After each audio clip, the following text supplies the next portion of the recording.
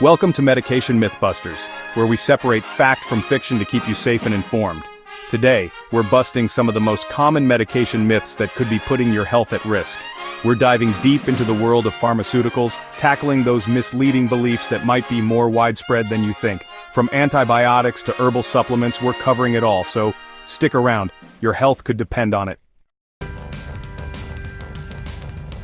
Alright, let's kick things off with a big one. The myth that antibiotics are a magic bullet for any and every illness. Antibiotics are powerful medications for bacterial infections like strep throat or UTIs, but they're useless against viruses like the common cold or flu. Taking antibiotics for a viral infection is like trying to put out a fire with gasoline. It can harm your good bacteria and lead to antibiotic resistance. Instead, focus on rest, hydration, and over-the-counter remedies. Talk to your doctor about the best treatment and save antibiotics for when you really need them. Let's talk about the world of herbal supplements and the common misconception that if it comes from nature, it must be harmless. I get it, natural remedies have their appeal and there's nothing wrong with exploring those options. But here's the catch. Just because something is labeled natural doesn't automatically make it safe, especially when it comes to mixing them with your regular medications. Think of it like this. Even seemingly harmless substances can interact in unexpected and potentially dangerous ways. Take St. John's wort, for example, a popular herbal supplement often used to manage mild depression. Sounds innocent enough, right?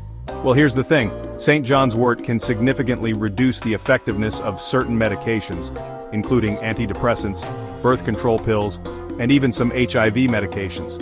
That's why it's crucial to loop in your doctor or pharmacist before adding any supplements to your routine, even if they seem harmless. They can help you navigate potential interactions, adjust dosages if needed, and most importantly, keep you safe. Remember, knowledge is power, so stay informed, ask questions, and prioritize your health. Let's talk about the importance of following through with your medication as prescribed. I know, those little pills can be a drag, especially when you start feeling better and think you're in the clear. But trust me, cutting your medication course short can have some not-so-pleasant consequences. Think of it like this. Imagine you're fighting off a bunch of little ninjas, those pesky bacteria causing your infection. You start taking your antibiotics and they're doing their job, knocking those ninjas down one by one. You're feeling stronger, more energized, like you're winning the battle. But then, you decide to celebrate your victory a little prematurely. You stop taking your meds, thinking you've conquered the enemy. But here's the thing, those sneaky ninjas are resilient. Some of them are still lurking in the shadows, weakened but not defeated. And when you stop your medication short, you give them the chance to regroup, recover, and come back even stronger. That's why it's so important to finish your entire course of antibiotics as prescribed, even if you start feeling better before you've taken all the pills. By staying the course, you ensure those ninjas are completely eradicated, preventing the infection from rebounding or, even worse, developing resistance to the medication. Let's debunk the dangerous myth that if one pill is good, two must be better. We've all been there. You're feeling under the weather, desperate for relief, and you think, hey, an extra pill couldn't hurt, right? Wrong. Here's the deal. Medications are carefully formulated and dosed to provide the right amount of active ingredients for safe and effective treatment. Taking more than the recommended dose can have serious, even life-threatening consequences. Think of it like baking a cake. You have a recipe that calls for specific amounts of ingredients. Now imagine adding twice the amount of baking powder, thinking it'll make your cake extra fluffy. Instead of a delicious treat, you end up with a bitter, inedible mess. The same principle applies to medications. Taking more than prescribed can overwhelm your body, leading to a whole host of problems. Even over-the-counter pain relievers like acetaminophen, which many people consider harmless, can cause severe liver damage if taken in excess. So, stick to the recommended dosage and schedule provided by your doctor or pharmacist. Remember, they're the experts who have carefully considered your individual needs and health history.